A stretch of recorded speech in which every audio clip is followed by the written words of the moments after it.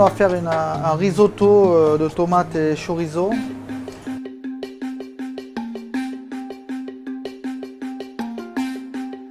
Alors, on prend un peu de beurre, on fait fondre, on va faire suer des échalotes ciselées avec du sel et du poivre. Après, j'ai pris un riz de Camargue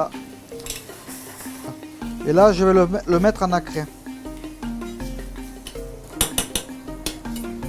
Et on va incorporer du bouillon de volaille qui sera très chaud.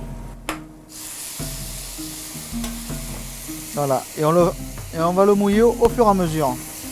Voilà, et on va laisser cuire. Alors le riz, il faut qu'il reste quand même légèrement al dente. Un bon risotto, il est cuit al dente et à la vague. Je suis très attaché et très fier de travailler les produits de la région. Comme le riz de Camargue, je vais faire mes risottos à base de ce riz-là. Voilà, là on arrive à un riz qui est presque cuit. Et là on va incorporer.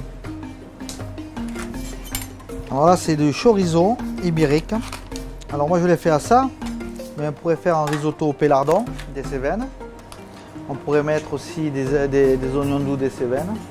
Alors là je fais fondre le chorizo. J'ai mis des petits piquillos.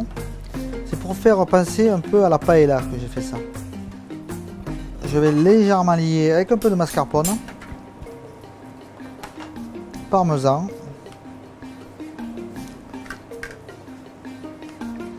et au dernier moment, j'incorporerai les amandes de Provence grillées. Alors ça, je les mettrai au dernier moment pour ne pas les casser, pour qu'elles restent entières dans le risotto. De la ciboulette.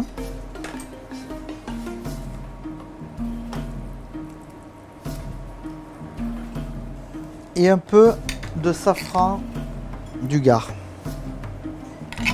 Voilà, alors cette préparation, on va la plaquer, je vais la mettre dans une plaque.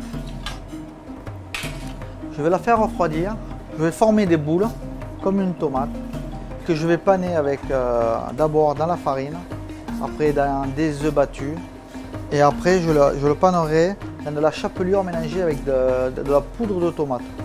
Voilà la préparation quand elle est panée. Alors cette préparation, on va la faire frire et on la passera pendant 3-4 minutes au four à 160 degrés. Là, elle est passée à la friteuse et au four. Un peu de fleur de sel. Alors j'ai récupéré un pédoncule de tomate que j'ai légèrement fait blanchir à l'eau. Un peu de vinaigre. Une huile de basilic. Et pour rappeler un peu la tomate, un peu de poudre de tomate.